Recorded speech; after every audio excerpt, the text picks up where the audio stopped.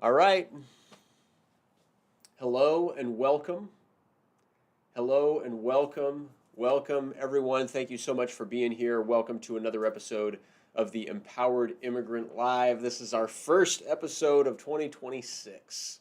And so welcome. Thank you so much for being here. Really appreciate each of you. Today's theme, all right, is what can we expect from the Trump administration in immigration in 2026?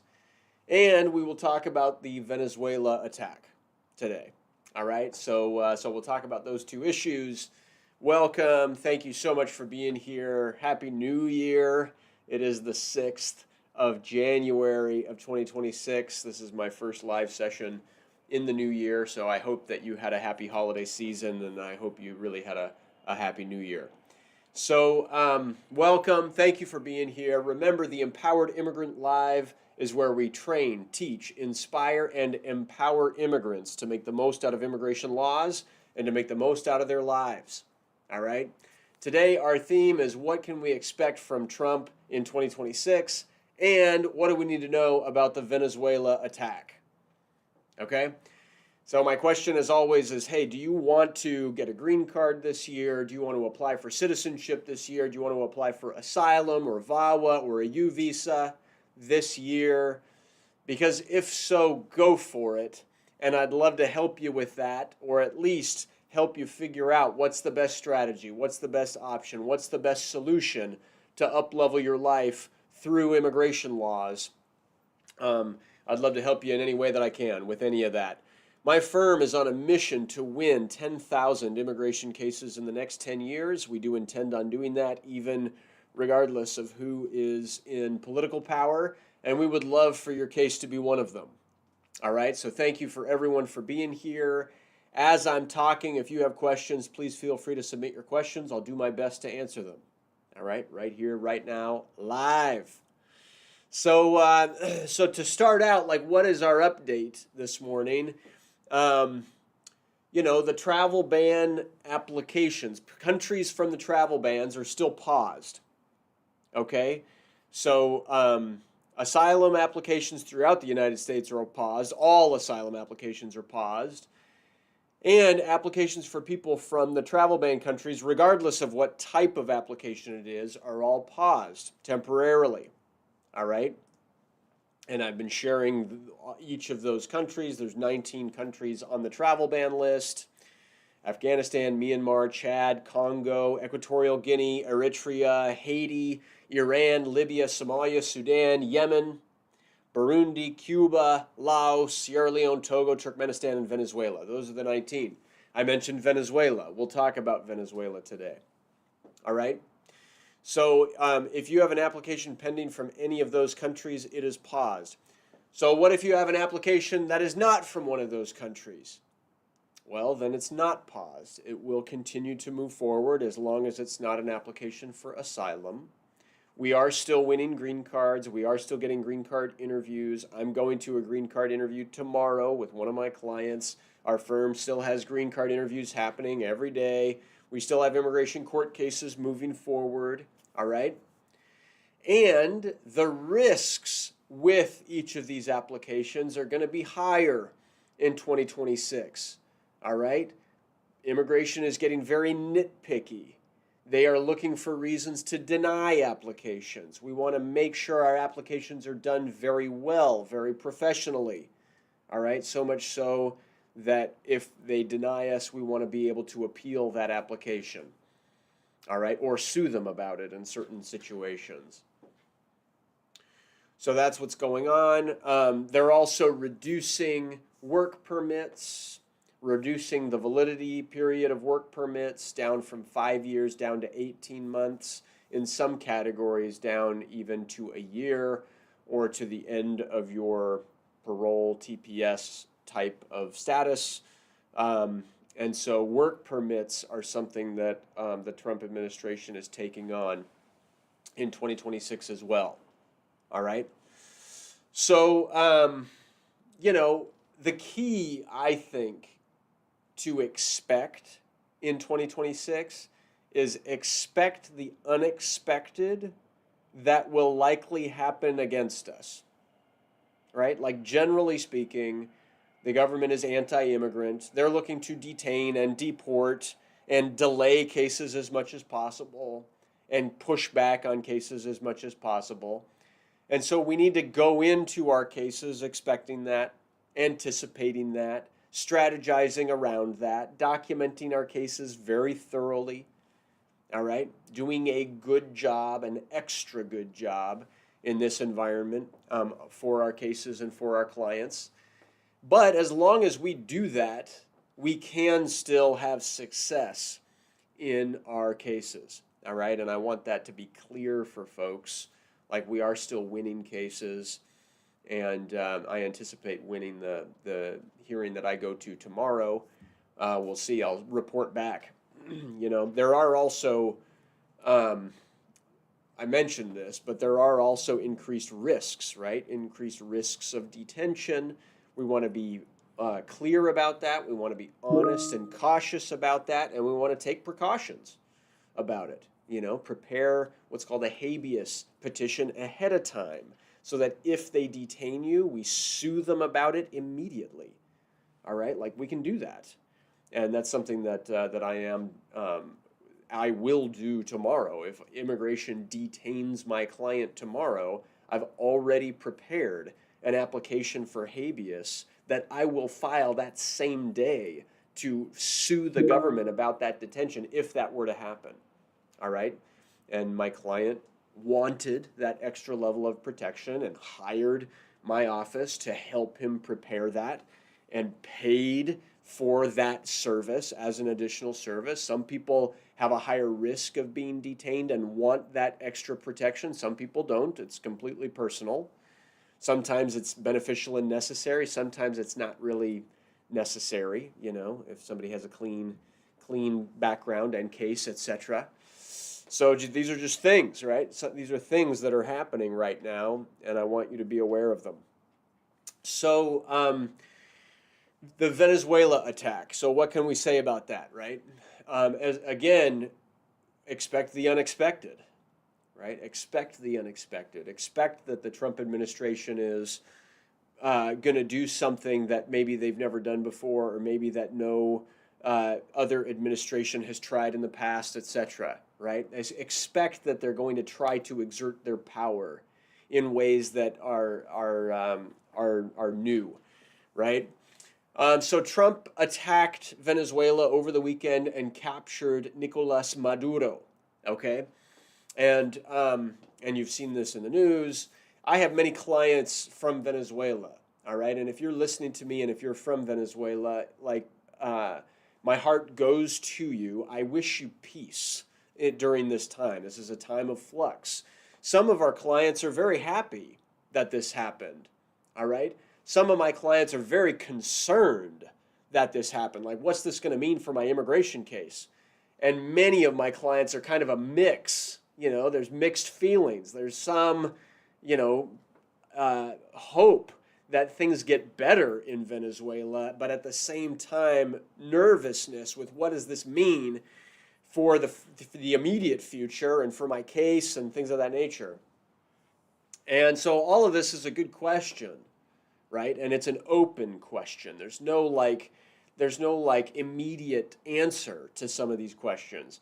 Remember that Venezuela is currently on the list of travel banned countries. All right, so all applications for Venezuelans are currently paused. All right. Remember also that Secretary of Homeland Security Kristi Noem moved to terminate TPS for Venezuela. All right. When you move to terminate TPS, you're essentially saying that there's no more need for temporary protected status in that country because things are going well. It kind of contradicts what happened this last weekend, right?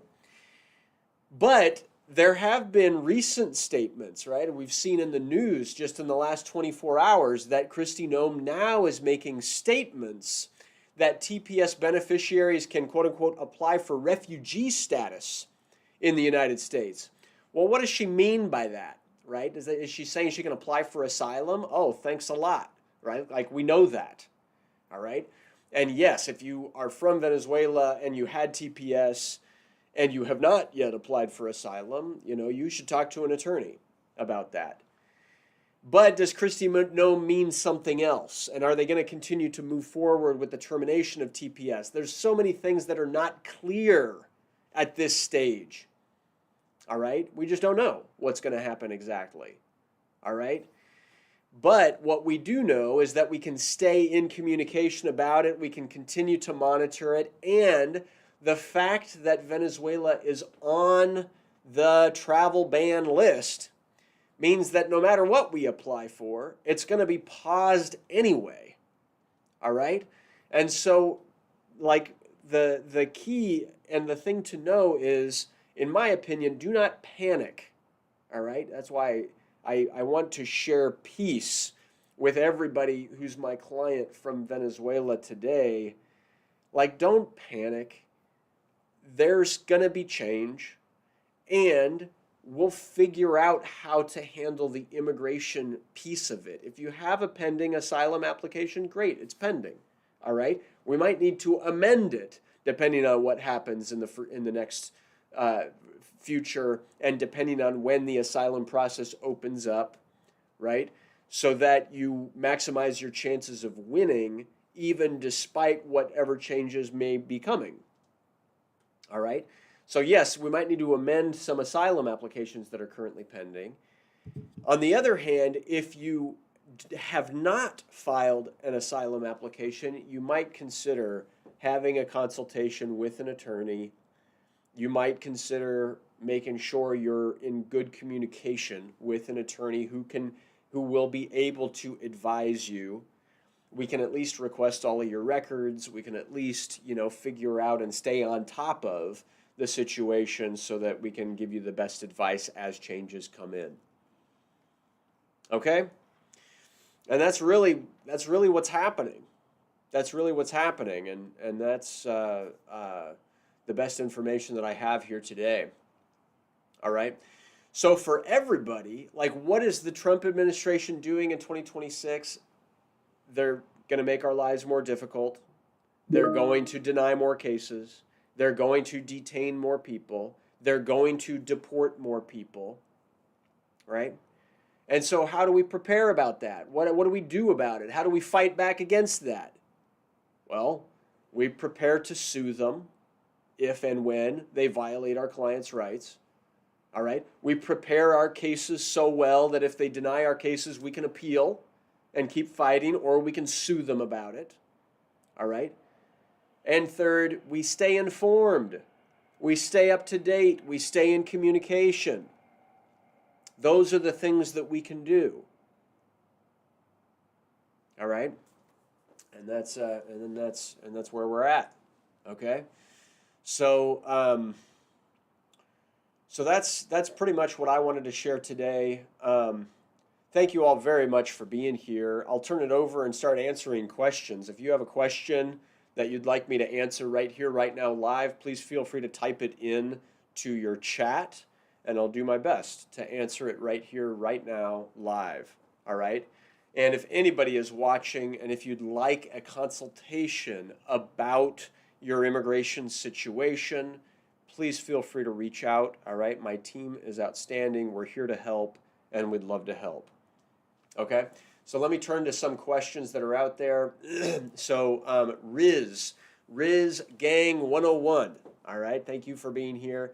You say, can you read INA Section 245H and tell if you think we can use a parole I-130 based AOS with CFR 245A? Read it. Interesting. All right. I've got my Immigration Nationality Act here, 245H. Let me read it.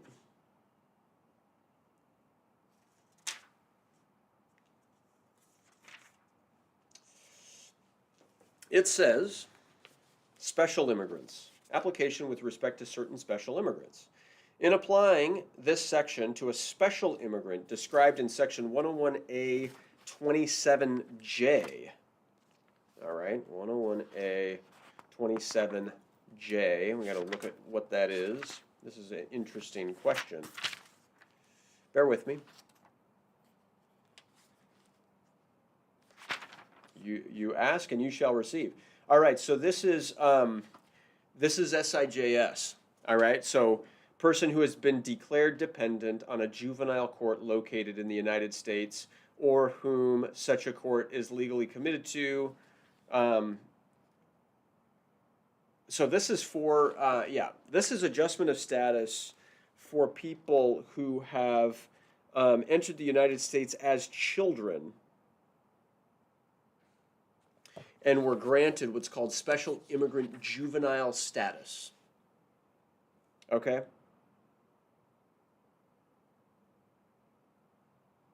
And then once their case is once their priority date is current, they can use their I-360 petition to adjust status. So what you're saying, Riz Gang, like I don't know if you have special immigrant juvenile status or not, but if you say, tell us if you think we can use that parole for an I-130 based on AOS, like no, you can't. All right. So let's be clear about that. So I'm not talking about 245H when you're using an I-130. When you're using an I-130, you're typically adjusting under 245A of the Immigration Nationality Act, which is like the normal adjustment of status provision to be eligible for a green card, okay, through an immediate relative petitioner. And so I hope that answers your question. And if you are wanting to file under 245A and use that parole and you've got an I-130, we do that all the time, right? You can certainly use parole if you received a parole with an I-130 to adjust status. We do that all the time, right? That's 245A of the Immigration Nationality Act, which I know that you have alluded to here also, which is the right provision if you are married to a U.S. citizen or have a U.S. citizen child who has turned 21, and if you have entered with inspection, right? You entered with a visa. Okay, and if you didn't enter with a visa, then it's 245I is the right provision. And if you can't do either of those things because you don't have a waiver or you aren't eligible for 245I, then you'll need to not adjust status. You'll need to consular process or find a different solution. Okay. Anyway, hope that's helpful, Riz Gang. I hope that answers your questions. If it didn't answer your question, please feel free to call our office. Let's do a consultation. We can figure it out. Okay. So Tauhidus.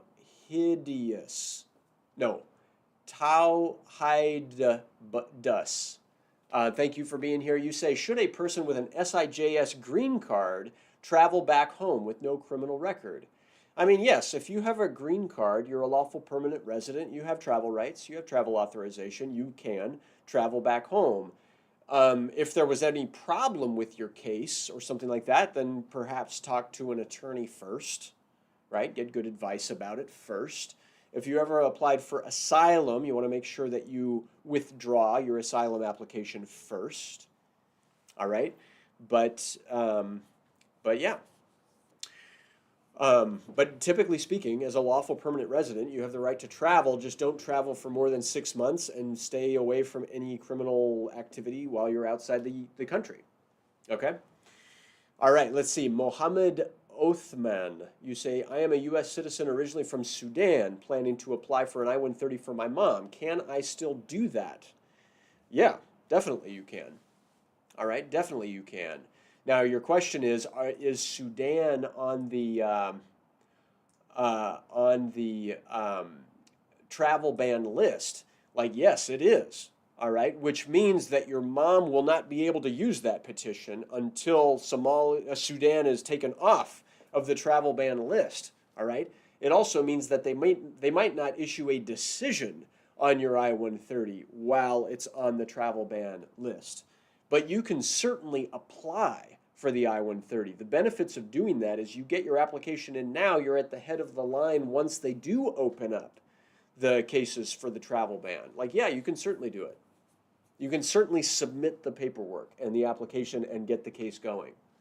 All right, I hope that's helpful. One of the 19, you're saying. Yeah, I see that. All right, so Pasun 19. How risky is it for someone with only a Mexican passport to travel domestically within the U.S.? Good question, good question. When you say only a Mexican passport, do you mean that you do not have a U.S. visa inside of your Mexican passport? There's no travel authorization, in other words. Is that what you mean? Do you mean that a person entered the U.S. Maybe without inspection, but they happen to have a Mexican passport in their possession? I'm not sure exactly what you mean, and it matters for giving you the best advice possible.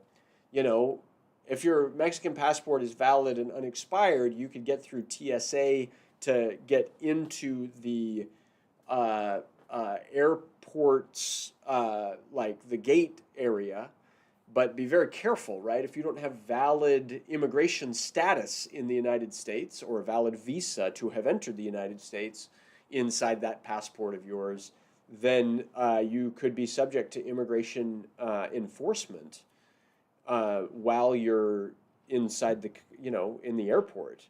And so there is some risk, in other words, if you don't have valid immigration status. Okay? So, Asma, I see your question here, and hello and welcome. So you say, hello, Otis. Is domestic travel still safe for withholding of removal status with a valid EAD and a valid real ID? So by and large, yes. By and large, yes. All right. Once you have withholding of removal status, like that is a type of immigration status, so to speak. It's a little bit nerve-wracking to be in that status because technically a judge has ordered your deportation, but that order of deportation is subject to a grant of withholding of removal. So you have a valid real ID, you have a valid work permit, you have authorization to be in the United States. Because of that, yes, you are okay to travel even domestically. There are certain parts of the country that I would advise you to avoid. Like I would say stay away from 100 miles of any border just because there's more border checkpoints and you could, face additional hassle. But with your real ID and work permit, etc., you should, by and large, be okay. Okay? All right, let's see. Karen Vigilantis, I see your question here. Thank you so much for being here. You say, can I adjust the status of my parents who came in the U.S. 30 years ago in a D1 visa? That's a D1 visa, remind me, is for crew members, I believe, worked on a cruise ship perhaps, or worked as a crew on an airplane or on a boat or a vessel of some kind. If I think that's right. Not a super common visa for me. I'd have to look up those regulations because there are some restrictions for people that entered in that status. And I'm glad that they entered with a visa, so that's good.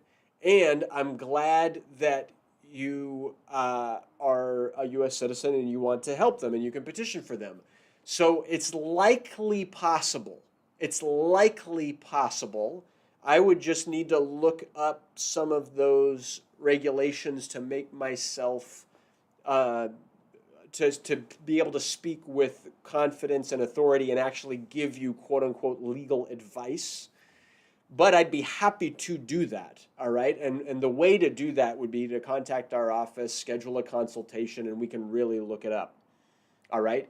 And yeah, you say, is 245I possible? Yeah, there 100%. 245I is possible as long as there's some petition, as long as they're eligible for 245I. If somebody petitioned for them before April 30th of 2001, and as long as they were physically present in the United States on December 20th of the year 2000 and can prove it, right?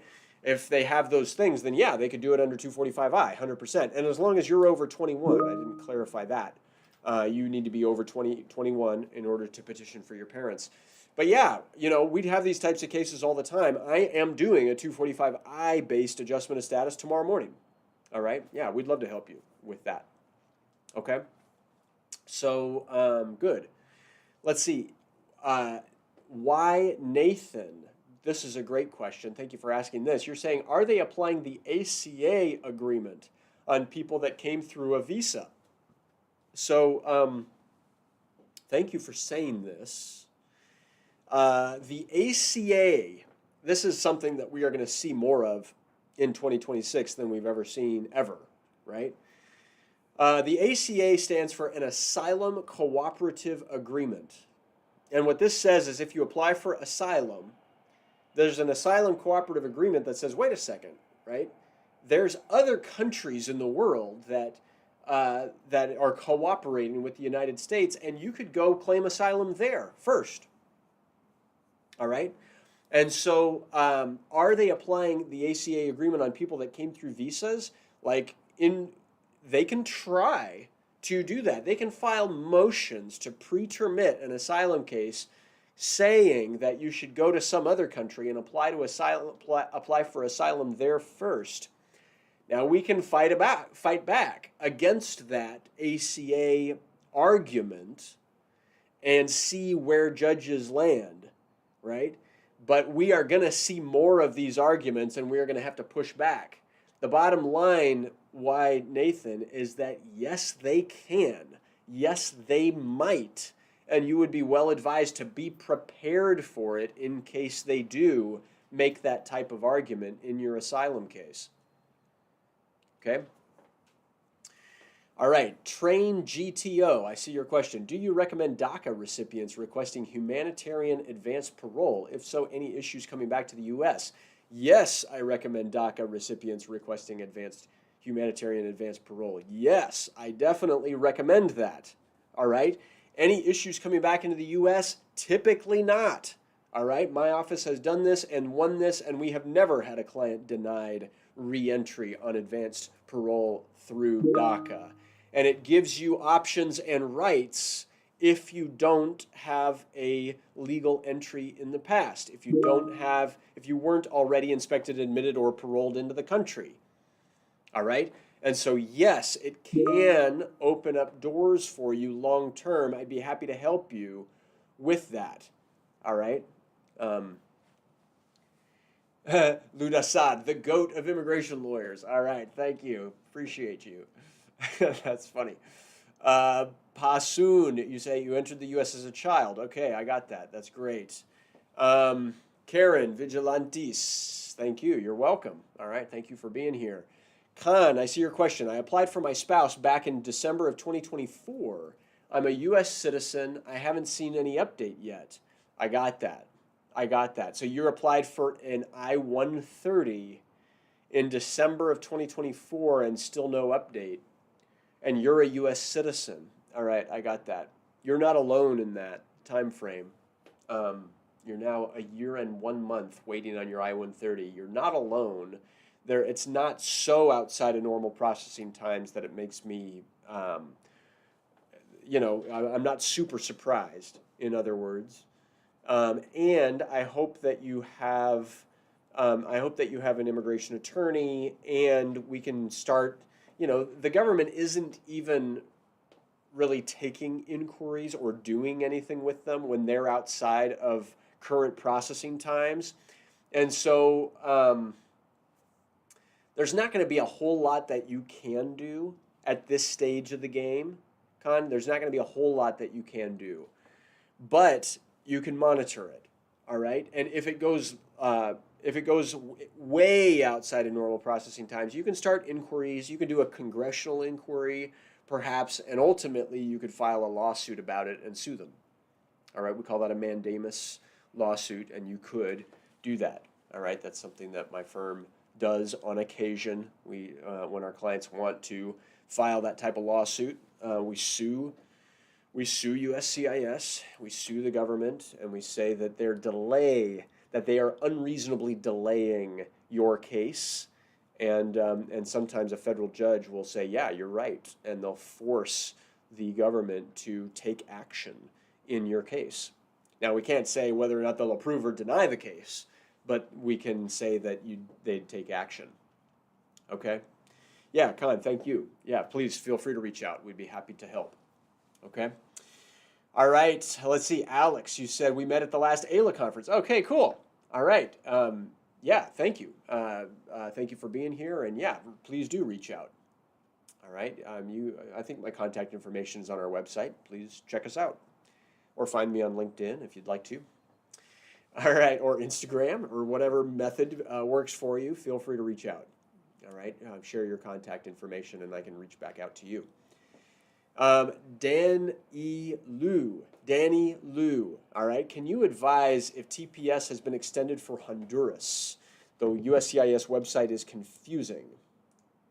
I have not looked that up for Honduras. Let me look it up right now and see if I can find anything clear. Let's see. Alert. It says right at the top. After reviewing country conditions and consulting with the appropriate U.S. government agencies, Secretary of Homeland Security Kristi Noem determined that Honduras no longer met the conditions for designation for temporary protected status. See termination of the designation of Honduras for temporary protected status. However, on December 31st, 2025, so this just came in like last week. Thank you for saying this. All right. So on December 31st, 2025, I did see this, but I didn't add this to my announcements. A single judge in the U.S. Northern District of California, I think that is Judge Edward M. Chen, who's an amazing judge, by the way, decided and issued an order vacating the Secretary's TPS termination decision. The judge did so even though the Department of Homeland Security recently prevailed twice in U.S. Supreme Court cases in similar cases. That's actually debatable. And the Department of Homeland Security vehemently disagrees with this order and is working with the Department of Justice to determine next steps. So as of right now, the judge's order stands and has declared, this is the power of federal court, of suing in federal court against the government, right? Federal court has declared that the government's termination of TPS was unlawful. Okay, and so there you go. That's the state of affairs, and thank you for asking that question. What that means is that the validity of work authorization documents issued under TPS for Honduras has been extended, I believe I shouldn't say this without, I believe it's extended to July 5th of 2025 by order of the court. Okay? And so I hope that clarified that. Thank you for asking that question. All right? That's really, really important. Danny Liu, thank you for asking that question. Appreciate it. All right. I think that's all of the questions that I've gotten here. Thank you all so much for being here. I really appreciate each and every one of you. It is the 6th of January of 2026. All right? So thank you all so much for being here. I really appreciate you. Make it a great rest of your day. If my office can help you in any way with your immigration case, we're just a phone call away, folks. We're here to help. We'd love to help. And if this was useful, if this was helpful in any way, please just hit the subscribe button or like or follow. Share this with somebody that might benefit from it. Whatever you could do to give us some love on our social media channels, it helps the algorithm. It helps everything that we're trying to do. And I really appreciate you again. Thank you for being here. That's all I got for today. My name's Otis Landerholm Immigration, A.P.C, where we fight for your American dream. And we'll see you next time on our next episode of the Empowered Immigrant Live. Thanks a lot, everybody. Make it a great day. Take care. Bye-bye.